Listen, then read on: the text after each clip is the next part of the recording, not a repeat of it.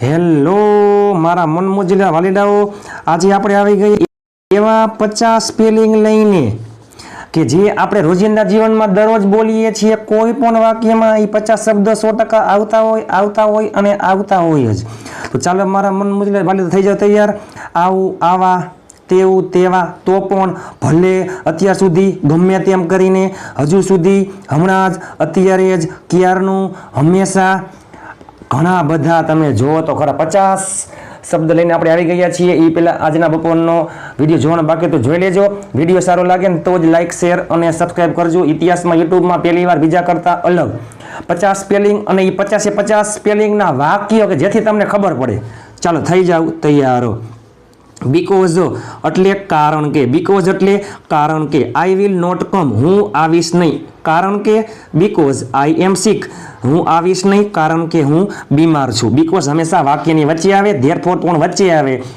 જો ધેરફોર અને બીકોઝ બંને પરસ્પર એકબીજાના કટ્ટર દુશ્મન છે. બીકોઝ પછીનું બીજું વાક્ય ધેરફોરની આગળ આવી જાય, બીકોઝનું પહેલું વાક્ય ધેરફોરની પછી વહી જાય, વચમાં ચેન્જ થઈ જાય. ચાલો, બીકોઝ એટલે કારણ કે, હું આવીશ નહીં કારણ કે હું બીમાર છું. ધેરફોર એટલે તેથી, હું બીમાર છું તેથી હું આવીશ નહીં. એન્ડ એટલે અને. Ram and Raj are best friends, Ram અને રાજ બેસ્ટ મિત્રો છે. ચાલો, વિથ એટલે વડે, સાથે. આ 50 શબ્દો એવા છે, ઘણી મહેનતથી બનાવેલા છે. તમે વિડીયોના અંત સુધી જોડાયેલા રહેજો. મજા આવે તો જ લાઈક, શેર અને સબસ્ક્રાઈબ કરજો. ચાલો મારા મન મોજીલા વાલીડાઓ, આજના બપોરનો તોડી નાખી એવો વિડીયો 12 કાર્ડનો ખેલ ખતમ. બપોરનો લાઈવ વિડીયો જોવાનો બાકી તો જોઈ લેજો. ચાલો, વિથ એટલે વડે, સાથે. આઈ વિલ સ્પીક ઇન ઇંગ્લિશ, હું અંગ્રેજીમાં બોલીશ. વિથ યુ, તમારી સાથે. ચાલો, વિથના બે અર્થ થાય, વડે, સાથે. કોઈ પણ સજીવ સાથે હોય ત્યારે વિથનો ઉપયોગ થાય છે. I will speak in English with you, હું તમારી સાથે અંગ્રેજીમાં બોલીશ. I write with a pen, હું પેન વડે લખું છું. ચાલો, બાય એટલે દ્વારા. કોઈ પણ વાહનની મુસાફરી કરતા હોય ત્યારે બાય આવે છે. I will come by car, I will come by a car એટલે કે હું ગાડી દ્વારા, હું ગાડી લઈને, હું ગાડીથી આવીશ. સમય માટે પણ આવે છે, બરાબર, કે કાલ સુધીમાં, આજ સુધીમાં, સાંજ સુધીમાં, કોઈ પણ સમય સુધીમાં, સમય મર્યાદા એમાં આવે છે by. I will have reached there by 6 PM, એટલે કે હું 6 વાગ્યા સુધીમાં, હું 6 વાગ્યા સુધીમાં ત્યાં પહોંચી ગયો હોઈશ. ચાલો, પૂર્ણ ભવિષ્ય કાળમાં આવે છે. પૂર્ણ ભવિષ્ય કાળ will have plus V3. I will have reached there by 6 PM, હું 6 વાગ્યા સુધીમાં ત્યાં પહોંચી ગયો હોઈશ. ચાલો, ફોર એટલે માટે. ફોરના ઘણા અર્થ થાય છે. ફોર એટલે માટેથી, ફોર એટલે માટે. I will buy a car for you, હું તમારા માટે ગાડી ખરીદીશ. અને હજી આવે છે સમય માટે. આટલા સમયથી સમયગાળા માટે આવે છે. ચાલુ પૂર્ણકાળનો ઉપયોગ થાય છે. Have as plus been plus ING. I have been learning English for an hour, I have been learning English for an hour, હું 1 કલાકથી અંગ્રેજી શીખી રહ્યો છું. ચાલો, ફ્રોમ એટલે માંથી. આઈ એમ ફ્રોમ મોરબી, હું મોરબીથી છું. આઈ એમ ફ્રોમ મોરબી, હું મોરબીથી છું. હું બજારમાંથી આવ્યો. આઈ કેમ ફ્રોમ ધ માર્કેટ, હું બજારમાંથી આવ્યો. ચાલો, ભવિષ્યના સમય માટે પણ આવે છે from. I will speak English from, I will, sorry માફ કરજો, અહીંયા આવશે Monday. I will speak English from Monday, I will speak English from Monday, હું સોમવારથી અંગ્રેજી બોલીશ. હું સોમવારથી અંગ્રેજી બોલીશ. ચાલો, બિફોર એટલે પહેલા, આફ્ટર એટલે પછી. ચાલો, બિફોર એટલે પહેલા, આફ્ટર એટલે પછી. I will come before you, હું તમારા પહેલા આવીશ. I will come after you, હું તમારા પછી આવીશ. I will come before 5 PM અથવા 5 o'clock, હું 5 વાગ્યા પહેલાં આવીશ. I will come after 5 PM, હું 5 વાગ્યા પછી આવીશ. મારા મન મોજીલા વાલીડાઓ, અહીંયા ટાઈપિંગ મિસ્ટેક છે, અહીંયા આવશે મંડે. હું સોમવારથી અંગ્રેજી બોલીશ. સોમવારથી ભવિષ્યના સમય માટે આવે છે ફ્રોમ. તમે જુઓ તો ખરા. તમે વિડીયોના અંત સુધી જોડાયેલા રહેજો. ચાલો, બટ એટલે પણ, ઓલ્સો એટલે પણ.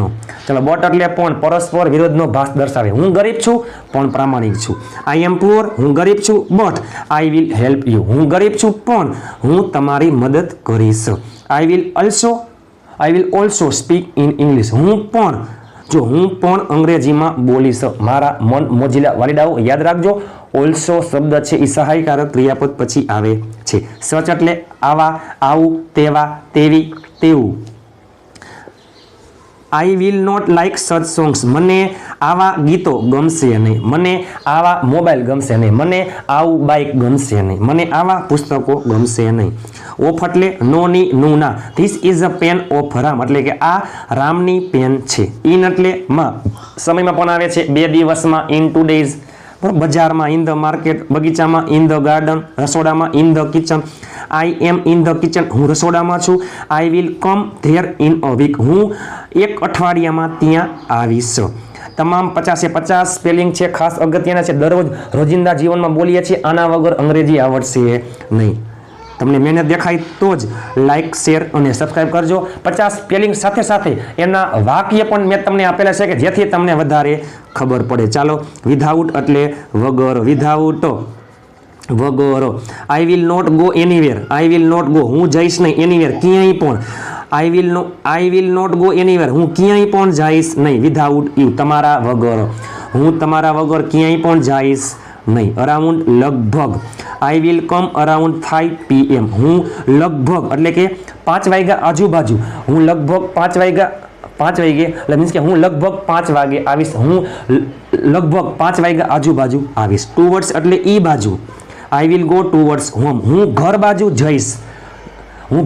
જઈશ નક્કી નહીં ઘરે જાઉં અથવા ન જાઉં પણ હું ઘર બાજુ જઈશ હું મંદિર બાજુ જઈશ I will go towards temple હું સ્કૂલ બાજુ જઈશ I will go towards school always હંમેશા યાદ રાખજો ઓલવેઝ શબ્દ છે હંમેશા એ કરતા પછી આવે અથવા સહાયકારક ક્રિયાપદ હોય તો સહાયકારક ક્રિયાપદ પછી આવે આઈ ઓલવેઝ સ્પીક ઇંગ્લિશ હું હંમેશા અંગ્રેજી બોલું છું ટીલ એટલે સુધી અનટીલ એટલે પણ સુધી બંને સમય માટે આવે છે બીજા સેન્સમાં પણ ઉપયોગ થાય છે પરંતુ સમય માટે વધારે આવે છે ટીલ હકારમાં આવે અનટીલ નકારમાં આવે ચાલો આઈ વિલ સ્ટે ટીલ મંડે હું સોમવાર સુધી રોકાઈશ હકાર વાક્ય છે હું સોમવાર સુધી રોકાઈશ I will stay till Monday હું સોમવાર સુધી રોકાઈશ નહીં I will not stay until Monday હું સોમવાર સુધી રોકાઈશ નહીં નકાર વાક્યમાં અનટીલ હકાર વાક્યમાં ટીલ ચાલો હવે ખાસ અગત્યનું ચાલો ખાસ જોડજો ધેન અલ્સો તો પણ આઈ એમ પુઅર હું ગરીબ છું ધેન અલ્સો તો પણ આઈ વિલ હેલ્પ યુ હું ગરીબ છું